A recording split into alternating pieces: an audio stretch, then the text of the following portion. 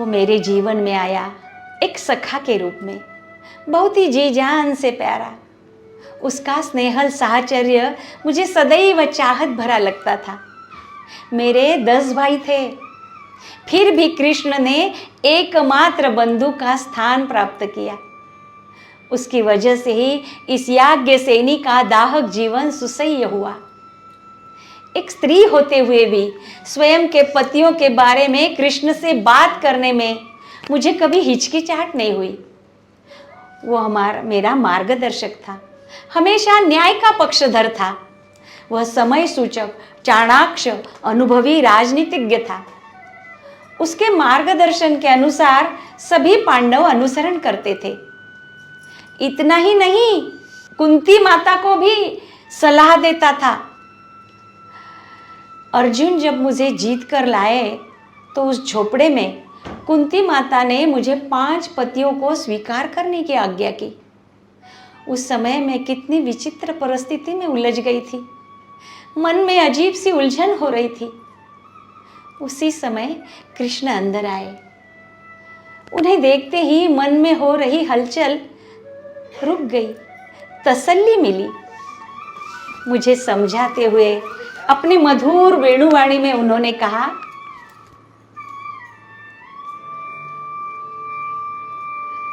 श्यामला, कृष्णा, तुम इतनी अप्रतिम सुंदर हो कि इसी सौंदर्य के कारण तुम पर पुरुषीय वासनाओं का आघात होगा। इसलिए तुम्हें भीमार्जुन जैसे द्वय ब्रजवासियों की नितांत आवश्यकता है। मेरे कुंती बुआ की आज्ञा तुम सिर आंखों पर स्वीकार कर लो।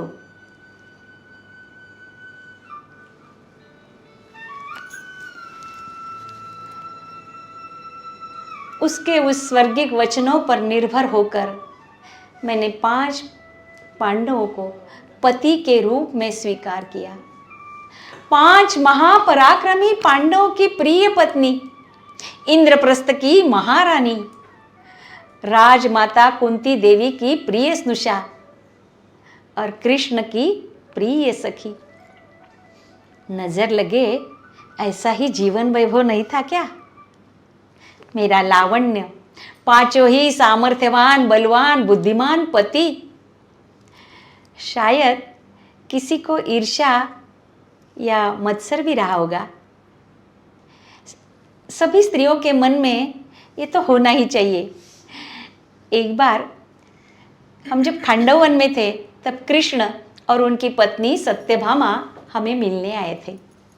तब तो सत्यभामा ने मुझे सीधा सीधा सवाल किया,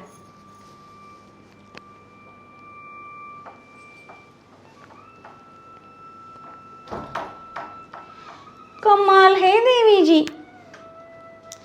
5 पतियों की पसंदीदा होकर रहना कैसे संभव होता है आपको? कैसे सामंजस्य बिठा लेती हो? कैसे सफल हो जाती हो? पतियों को वश करने के लिए कौन से वशीकरण मंत्र का जाप करती हो? या कोई प्रभाव डालने वाली चमत्कारिक वनस्पति प्राप्त कर ली हो? हमें भी तो पता लगे।